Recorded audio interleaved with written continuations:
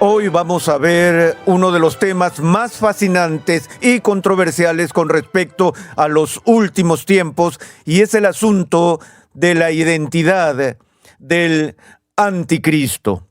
De hecho, una de las preguntas que sale a relucir cuando hablamos del anticristo, porque una de las interrogantes que encontramos sobre la idea del anticristo es: ¿hay un anticristo o hay muchos anticristos? ¿Es el anticristo singular o plural? Una segunda pregunta que encontramos ¿es el anticristo una persona o una institución? Y una pregunta aún más importante es: el Nuevo Testamento habla del anticristo en las epístolas de Juan, y en las cartas de Pablo habla del hombre de pecado o el hombre de iniquidad, y en el libro de Apocalipsis Juan nos habla de la bestia conocida por el número 666. Es decir, estamos tratando con tres temas diferentes: el hombre de pecado, el anticristo y la bestia. ¿O están los tres conceptos interconectados e interrelacionados, convergiendo en una identidad? Estas son algunas de las preguntas que veremos, además de la pregunta del millón, y es: ¿quién es el anticristo? ¿O qué es el anticristo? ¿Y cómo se espera que lo reconozcamos, ya sea institución o persona? Como digo, hay fascinación en el mundo, y de hecho a veces la preocupación por el concepto del anticristo es una característica común de interés en el mundo de lo oculto. Vimos el éxito cinematográfico El bebé de Rosemary, que estaba vinculado a este concepto del anticristo, y la popular profetisa o vidente del siglo XX, Jean Dixon, profetizó hace varios años que el anticristo ya había nacido y que en estos instantes está haciéndose hombre adulto, y que pronto se dará a conocer públicamente. Así que esos son algunos de los aspectos que encontramos cuando estamos viendo este asunto del anticristo. Lo primero que quiero que veamos es lo que el Nuevo Testamento dice específicamente sobre el anticristo, porque el único lugar donde realmente encontramos algo directamente sobre el anticristo en esos términos es en la primera epístola de Juan. Entonces veamos Primera de Juan, capítulo 2, empezando en el verso 18. Juan escribe estas palabras: hijitos, es la última hora. Observa la referencia al tiempo o momento que Juan está usando. Hijitos, es la última hora, y así como oyeron que el anticristo viene, también ahora han surgido muchos anticristos. Por eso sabemos que es la última hora. Ellos salieron de nosotros, pero en realidad no eran de nosotros, porque si hubieran sido de nosotros, habrían permanecido con nosotros. Pero salieron a fin de que se manifestara que no todos son de nosotros. Obviamente, en este contexto, Juan está hablando de muchos anticristos que ya han venido.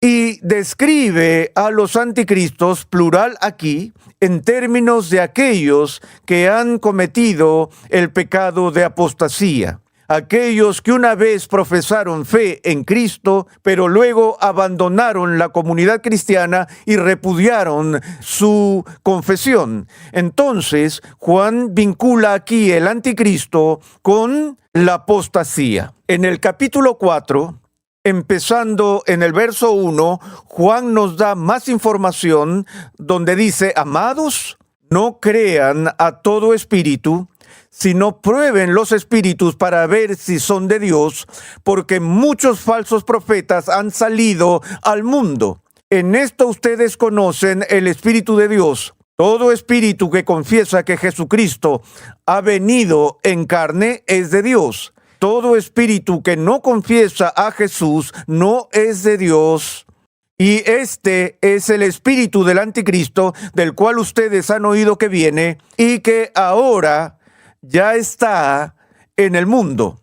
Habla de la venida del anticristo. Habla de muchos anticristos y habla del espíritu del anticristo que viene, pero que ya está en el mundo. Así que un aspecto está claro. En la descripción de Juan del anticristo, que en su idea del anticristo está hablando de algo que representaba un peligro claro y presente para la iglesia del primer siglo.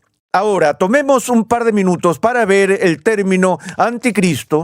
Lo que es importante es el uso del término anti, que proviene directamente del griego anti, que tiene dos significados distintos en el idioma griego. Por lo general, y eso es lo más frecuente, el término anti significa contra.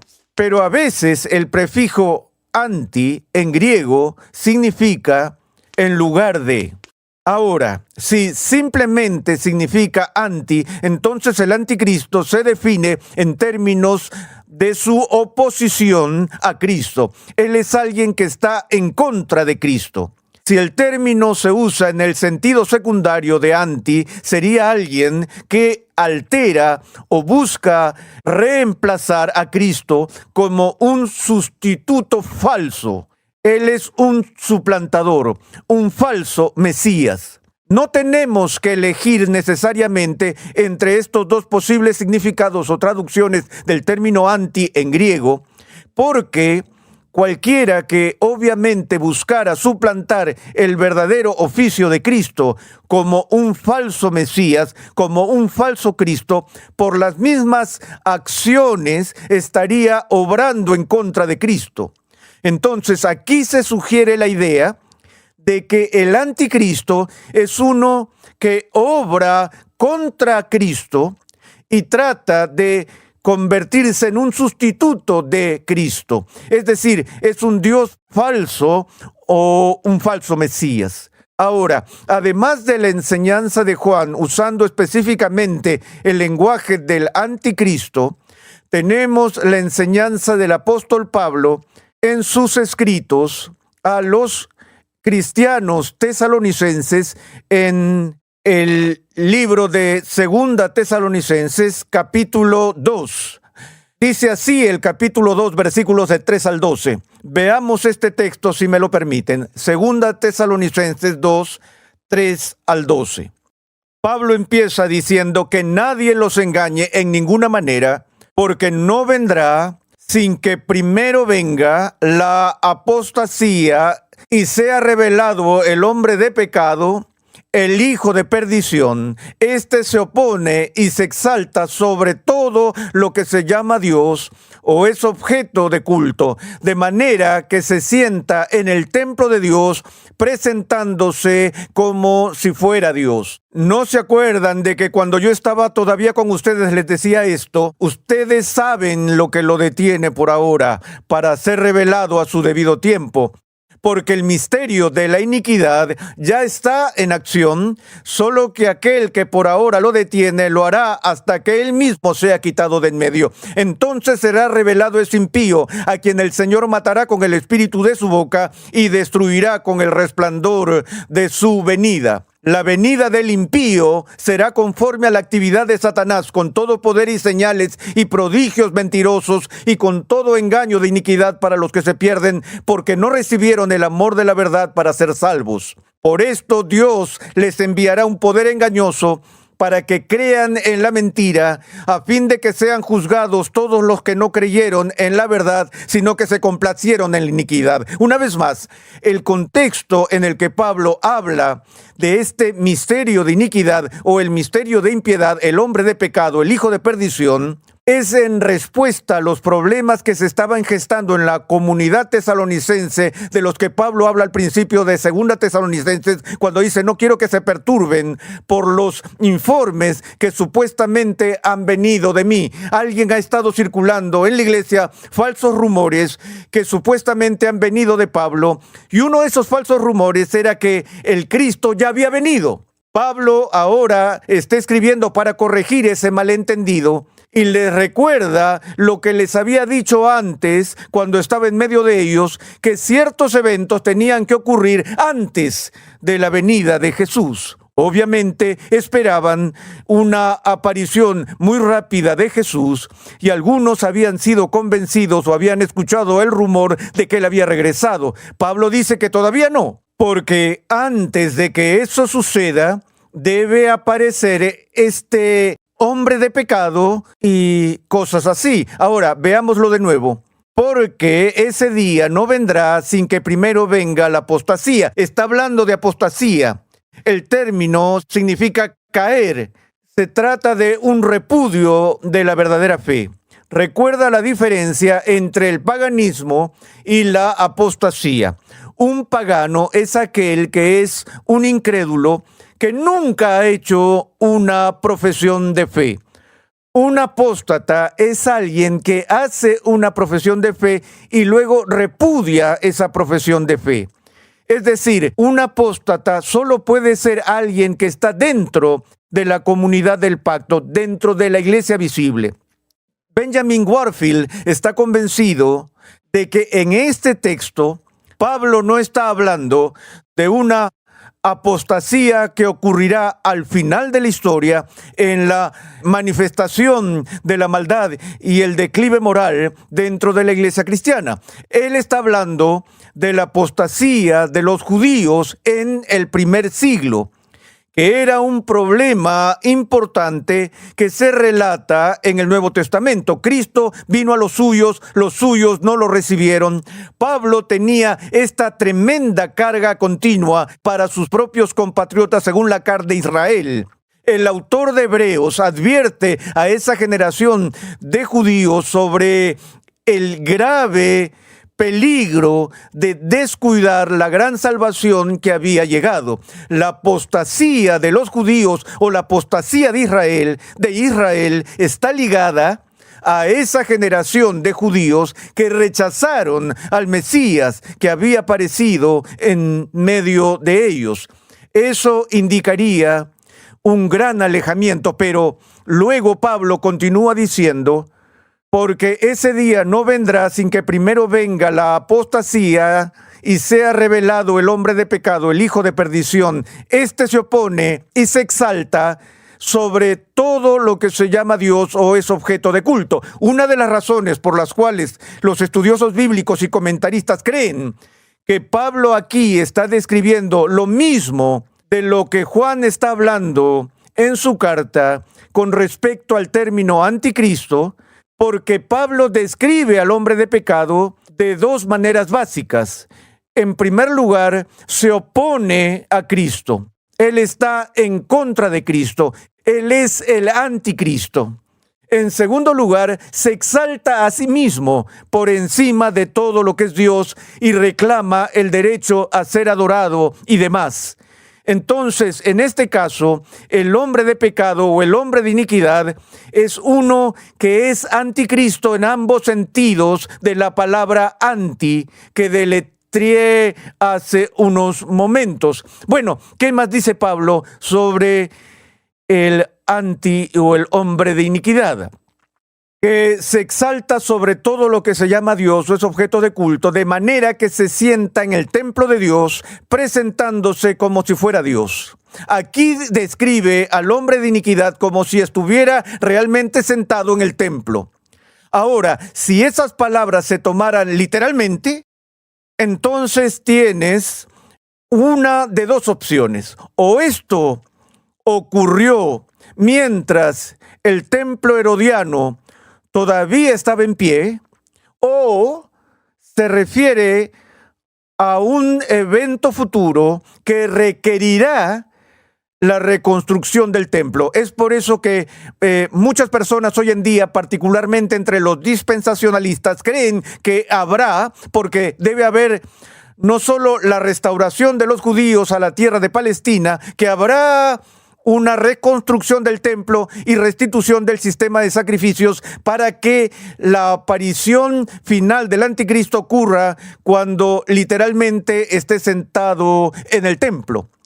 este asunto sobre la profanación de la religión de Israel y el templo de Dios también vincula la descripción de Pablo del hombre de pecado con el discurso del Monte de los Olivos, cuando Jesús habló de la abominación desoladora, que estaba vinculada a alguien que cometería algún tipo serio de sacrilegio blasfemo, del que Jesús también habló en términos de las señales que predijo en el discurso del Monte de los Olivos. Ahora, Pablo continúa diciendo, ¿no se acuerdan de que cuando yo estaba todavía con ustedes les decía esto? Ustedes saben lo que lo detiene por ahora para ser revelado a su debido tiempo, porque el misterio de la iniquidad ya está en acción. Así como Juan habla de que el anticristo ya está en el mundo y ya está operando, también Pablo, en su descripción del hombre de pecado, esta persona misteriosa se encuentra en el presente ya en acción. Pero dice que en la situación actual, este hombre de pecado está siendo detenido por ahora. Uno de los grandes misterios del Nuevo Testamento no es solo la identidad del hombre de pecado o la identidad del anticristo, sino el asunto de la identidad de aquel que lo restringe o refrena. Ahora, uno de los más fascinantes y creo que francamente extraños argumentos que los estudiosos dispensacionalistas usan para su postura del rapto previo de la tribulación, la opinión de que la iglesia será sacada de este mundo antes de la última tribulación, los argumentos que he leído son los siguientes: que el único que realmente puede obrar como el que detiene el mal en este mundo es el Espíritu Santo. Entonces, la primera suposición es que el que detiene al anticristo en el capítulo 2 del segundo libro a los tesalonicenses es el Espíritu Santo. La especulación que hacen es esta: dado que el Espíritu Santo mora en los cristianos, la única manera en que el Espíritu Santo podría ser quitado, la única manera en que el poder restrictivo completo del Espíritu Santo podría ser removido del planeta, sería que se tendría que sacar a cada cristiano del planeta. Así que ven esto como una especie de enseñanza disfrazada del rapto previo a la tribulación, que creo que es una especulación realmente injustificada. No sabemos quién lo detiene. Pueden ser solo las restricciones de Dios que detienen el mal, pero dado que habla en términos específicos de un individuo, algunos han sugerido que una institución con el poder de restricción aquí es una institución como el gobierno romano, o algunos estudiosos han sugerido que el que estaba deteniendo activamente al hombre de pecado en este momento era Pablo mismo. De nuevo, eso es especulación, porque no sabemos qué es lo que está deteniéndolo o quién es el que está deteniendo al hombre de pecado. Todo lo que se nos dice es que aquel que por ahora lo detiene lo hará hasta que él mismo sea quitado de en medio. Entonces será revelado ese impío a quien el Señor matará con el espíritu de su boca y destruirá con el resplandor de su venida. Continúa diciendo, la venida del impío será conforme a la actividad de Satanás, con todo poder y señales y prodigios mentirosos y con todo engaño de iniquidad para los que se pierden, porque no recibieron el amor de la verdad para ser salvos. Por esto Dios les enviará un poder engañoso, etc. Bueno, aquí parece sugerir que el hombre de pecado estará dotado de poderes sobrenaturales, haciendo señales y prodigios mentirosos, y actuará en concierto con Satanás. Ahora, estos elementos de la descripción del hombre de pecado, que ya está en operación aquí, se corresponden de una manera notable con la descripción que obtenemos de la bestia de Apocalipsis, cuya marca es la marca 666. Entonces, lo que voy a hacer en nuestra próxima sesión es centrar la atención en la bestia del libro de Apocalipsis, pero antes de hacerlo, permíteme sugerirte que el estudio preliminar que hemos hecho indica fuertemente, creo, y diría que el informe mayoritario de la erudición cristiana histórica es que la figura del anticristo, el hombre de pecado, y la bestia en el libro de Apocalipsis se refieren a una y la misma cosa. De modo que lo que sea que aprendamos del anticristo nos enseñará algo sobre el hombre de pecado, y de la misma forma cualquier comprensión que podamos discernir sobre el significado del hombre de pecado nos dirá algo sobre el anticristo. Y otra vez, lo que aprendamos sobre el anticristo, el hombre de iniquidad, nos dará luz sobre nuestra comprensión de la misteriosa bestia que se nos presenta en la literatura apocalíptica del libro de Apocalipsis. De nuevo nos quedamos con la pregunta: ¿persona o institución?